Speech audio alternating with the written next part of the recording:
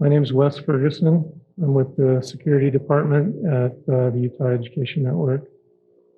And I've got about 25 minutes here to talk to you about building a successful security awareness program. So we're going to hopefully move through this pretty quickly, but I'd like to get a little bit of feedback from you guys right off the bat. How many of you here currently have a security awareness program at your organization? Okay. Now looking at the arrow here, those of you that raised your hands are above the non-existent. The rest of you that didn't raise your hand, that's where you're at. Of those of you that raised your hands, are you at the compliance area, meaning that the only reason you actually have a security awareness program is because there's a bylaw or a policy that says that you have to have one? Okay, couple. So that's good. That means that quite a few of you are above that point. So how many people here feel like they're actually promoting awareness and changing behavior? All right, that's really good. Hopefully all you guys are seeing the hands that are going up. You can go talk to these people about what they're doing after this session, help you kind of move along. How many of you feel like you're going, that you're seeing long-term sustainable culture change? Okay, nobody. That's kind of what I expected. So let's see how you guys are doing compared to other similar industries. From this graph, you can see that most people's security awareness programs right now are in the compliance area. This chart kind of shows exactly what we just saw here in the room, that there are a lot of people that have them, but mostly it's because of compliance, and there are a few that are doing a little bit better than that, but not a whole lot.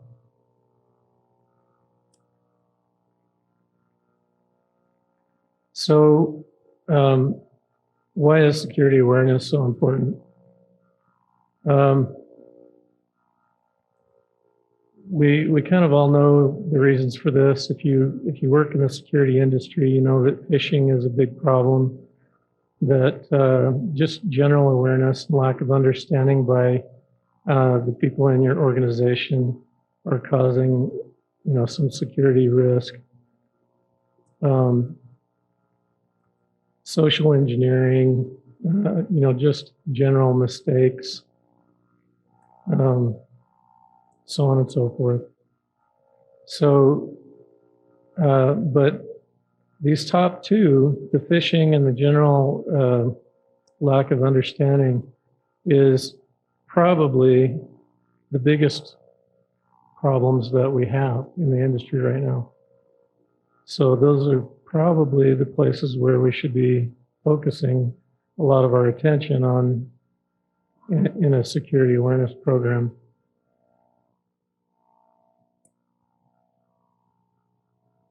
I don't know how that slide got in there. So thinking about your organization, look at this graph here, and hopefully that's big enough that you can read it. Which of these are really the biggest problems in your organization, or what are your greatest challenges? Hopefully you can read that. I can barely read it from up here.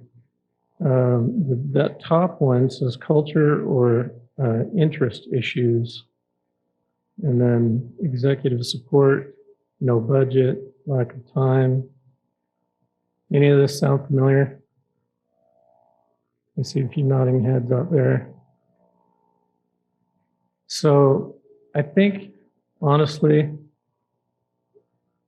those top those top three are really the biggest ones because I kind of left lack of time out, because the truth of the matter is we all have the same amount of time. We all have 24 hours in a day.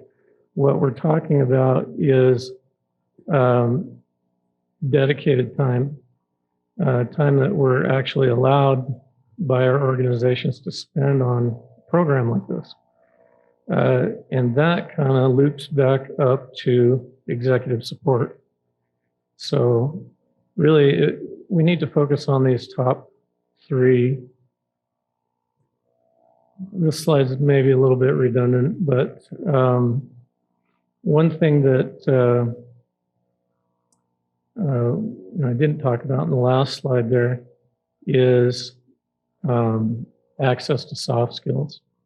So a lot of you are probably like me. I can talk geek, but I don't talk executive very well. I work on those skills because I know that they're important. But if you are one of those kind of people that can't seem to break out of the geek speak mode and be able to tell your story to leadership of your organization in a way that they can understand, then you really need to focus on finding someone who can. At UEN, the security department does a lot of technical assessments, security assessments, and penetration testing. And I've been lucky enough to be part of several of those over the last year. And it's really interesting when we're, especially when we're doing like technical assessments, because those consist of interviews with people in the organization from the very top level all the way down the ladder. So, and what we tend to find is that the top level management, when you interview them about how they feel technology is working in their organization, a lot of times they say, "Oh, it's great. We have a great IT staff. They're doing a super job. We love them." And then you go down to the next level and you hear things like, "Well, the IT staff works really hard. We really appreciate their efforts, and they generally have good turnaround time." You come down another level and you hear things like, "We have a lot of problems with our systems that the IT people don't seem to understand, how to fix them," or there's a lot of processes that are not working. And then you go down a level and you start to hear things like, the upper level management just doesn't understand what we need to do our jobs, and we can't get anyone in the IT department to pay attention to us. And you go down a level and you hear, as you go down, you hear more and more negative things.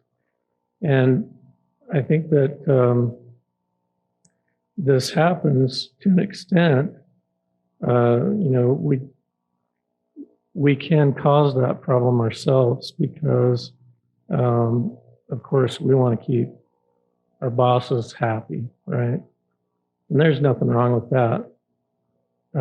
But also, as you kind of go down the ranks, you start to lose. There starts to become a chasm between the different employees in the organization, and communication is not happening.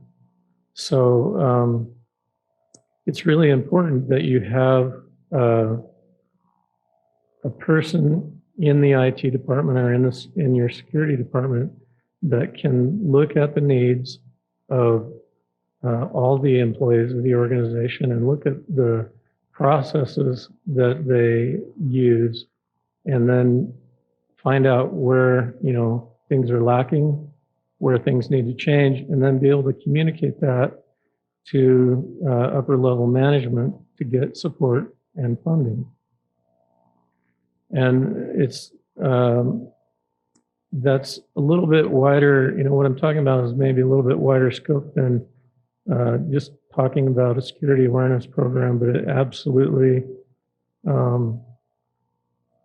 applies when you're trying to build a successful security awareness program.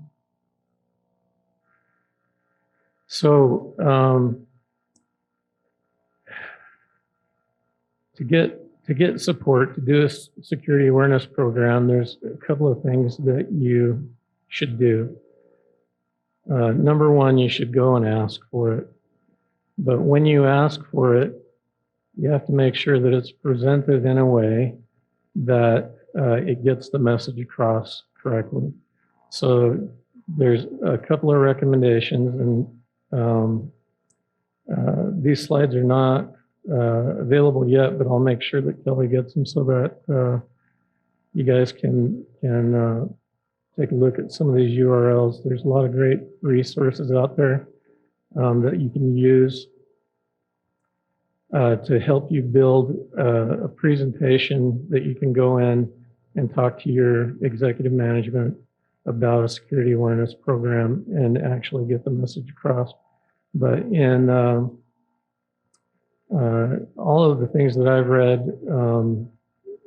the message that you want to send is, number one, that the greatest security risk that we have in our organizations is the human element. It's people. It doesn't matter how good your border security is. It doesn't matter how well you've implemented your security controls within your organization. As long as you have people working in your organization, there will be holes that you know an attacker can use to get into your organization. So you need to communicate that message first off. You also need to communicate the risk associated with a data breach. We all know what those are. I mean, it's downtime, right? It's loss of information. It's loss of reputation, and all of those things. So, you know, I would encourage you, as you're building your ask presentation, that you be very specific about your own organization. Do a risk assessment and point out the things that would be tragic if your organization were breached in that area. Come up with financial figures that, you know, describe what the loss would be. And then, of course, the third one I think is kind of is your catch-all. If you're in an organization that requires PHI or PII, you know, any of those regulatory compliance things, then you can just go to your management and you can say, look, we have to have a security awareness program because we are required to by law. That's, you know, that's good to be able to say that, but it would be better if your leadership really understood what the risks are that are associated and felt for themselves that a security awareness program is vital. So, you know, if you're having trouble pushing it through, then you can pull that regulatory compliance card. But it's much more advantageous to you if they can really feel and understand the importance of it. So you have buy-in. What do you do next? where do you start, right? There are a lot of resources available on the internet, some of them free, some of them not. At UEN, we chose to buy a product from SANS called Securing the Human. And it's an ongoing product that gets updated with, I believe when we bought it, there were about 20 to 25 videos. I think we're up to like 30 some odd, 30 or 40 videos at this point. Each video is only about 3 or 4 minutes long, and afterwards there's a 3-question assessment test. Every employee in the organization gets a login, and they can go in at their leisure to view the videos and take the assessments. And we'll talk about assessments and that a little bit later here. But now, if you don't have the funding to buy a security awareness program like that, there are other resources out there. Homeland Security has quite a lot of resources, and the US CERT website also has a lot of resources for security awareness. And then, you can also just kind of scour YouTube and look for videos on security awareness. And there are some good ones out there. You do want to kind of be careful, because there are some out there that are a bit outdated and are teaching concepts that are a little bit flawed at this point in the game. But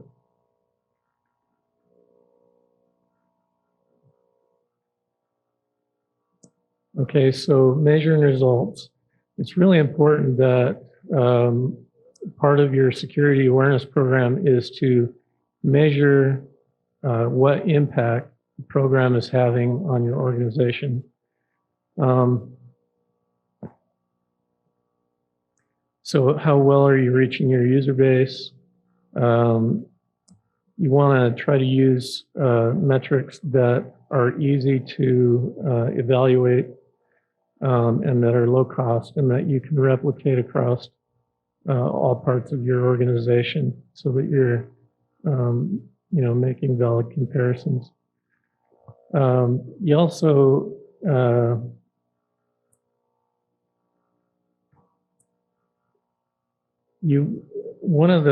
I think one of the critical things that you need to look at when you're looking at measuring results is this program actually changing behavior? If you're not changing behavior, then you're not making any progress. So that's really important. However, I would caution you to be careful that as you come up with your metrics, that you try to use metrics that will give you a positive outcome rather than a negative outcome.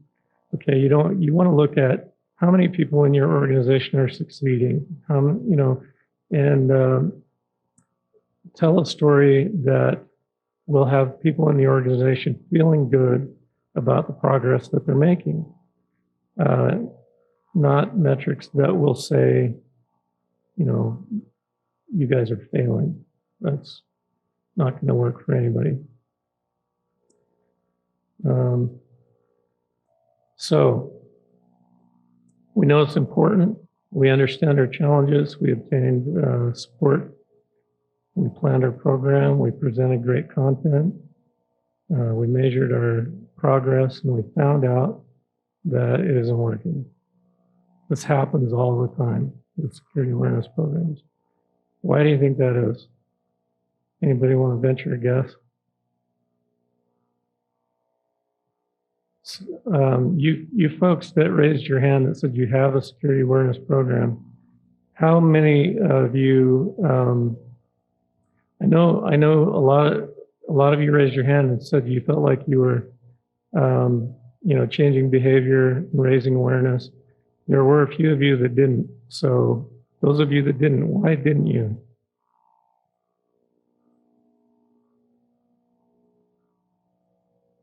Okay, no one's answering.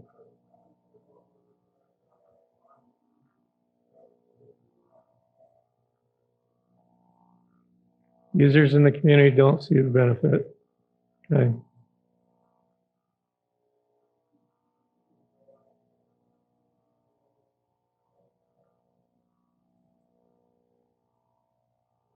Okay, so basically turnover, you're saying that you're training on one subject and then you get new employees in the organization that didn't have the benefit of that.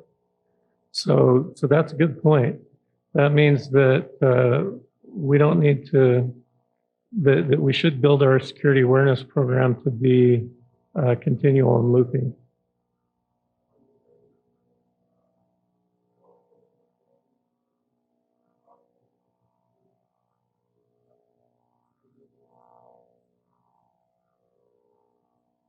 Okay. So yeah, the vectors change, and you need to your awareness training needs to evolve to match the new vectors.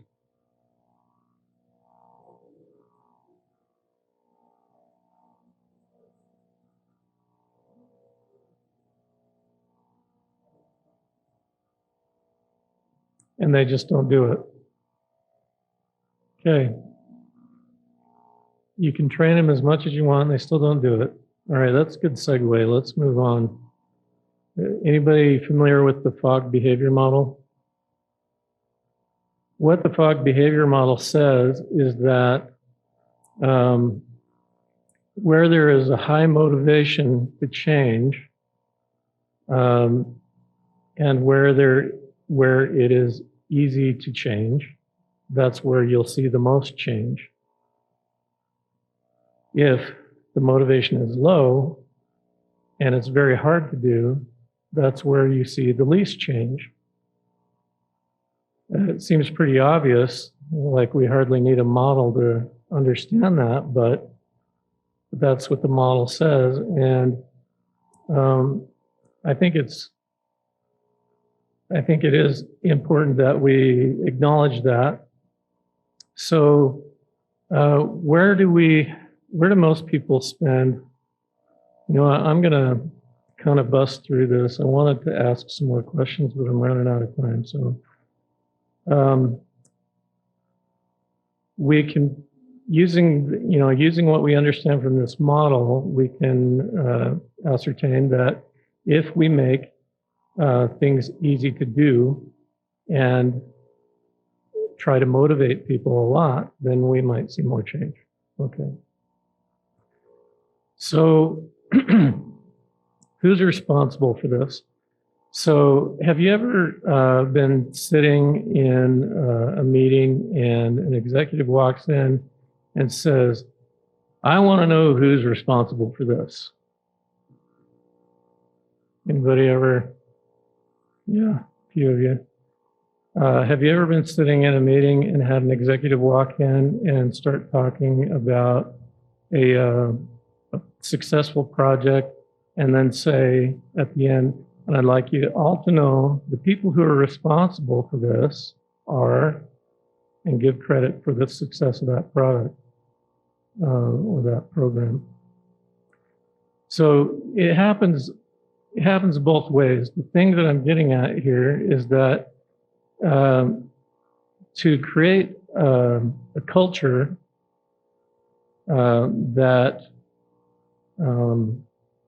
to create a culture where people do not shrink from the opportunity to do something risky, you need to create positive accountability.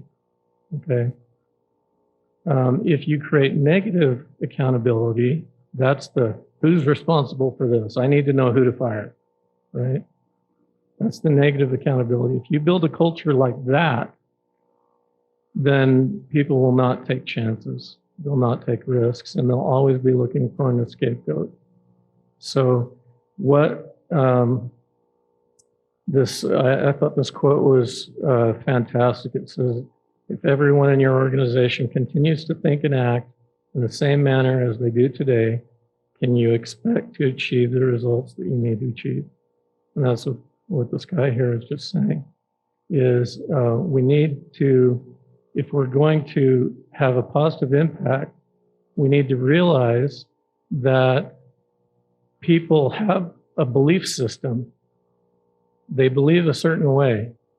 And if they believe that they're never going to be held accountable to do this, then why should they bother, right?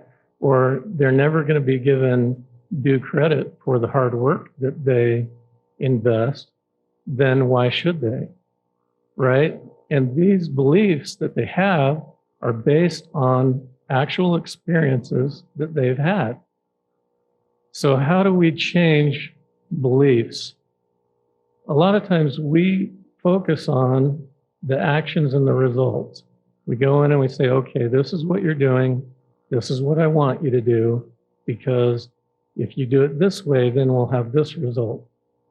Well, that's great, but my belief system says that it doesn't matter, and so I'm just going to keep doing it the way I'm comfortable doing it. Okay, change is hard, whatever.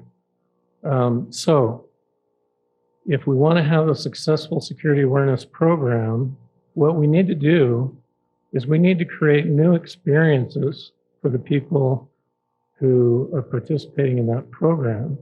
We need to create positive experiences for them that will help them change the way they think, so that they can decide that it's worth it, that it's not that hard. I can do it, and I will be rewarded for my effort. Okay, and if we can do that, then we'll start to see results. Okay, I think the power in this presentation is this slide. So focus your attention on this, understand this concept, and I think you'll all be successful. And that's pretty much all my time. Are there any questions?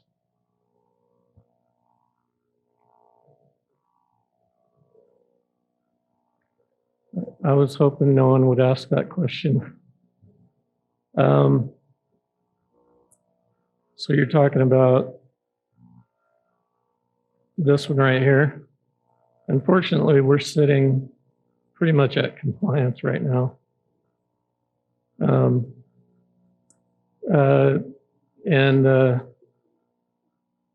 I could make a lot of excuses about why we're still sitting there, but I don't think that that would do anyone any good. So that's where we're at.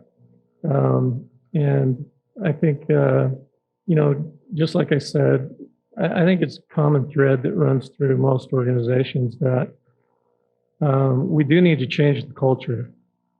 And if we don't change the culture, then we're never going to make any progress. So that's what we need to do at UEN, and hopefully we'll be able to do that. Any other questions?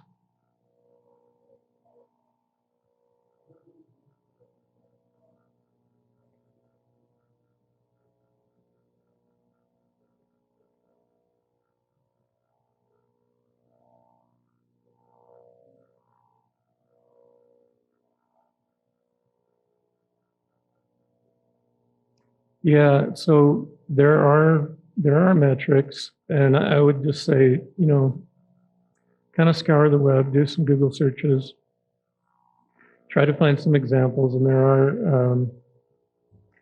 there are some metric examples available on SANS.org that you can get. But you kind of need to be creative, and you need to tailor that to your own organization and what you do. Because what one metric says about this organization isn't necessarily what it says about that organization. So put some time and some thought into it and be creative about it. But on that topic, I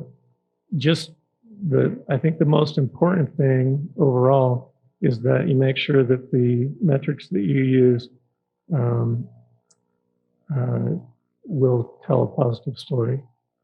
You want to show, how well you're doing. You don't want to create that culture of negative accountability. You want to find a way to create a culture of positive accountability. Okay? Any other questions? All right, well, thanks very much. Appreciate you guys attending and hope you enjoy the rest of the conference.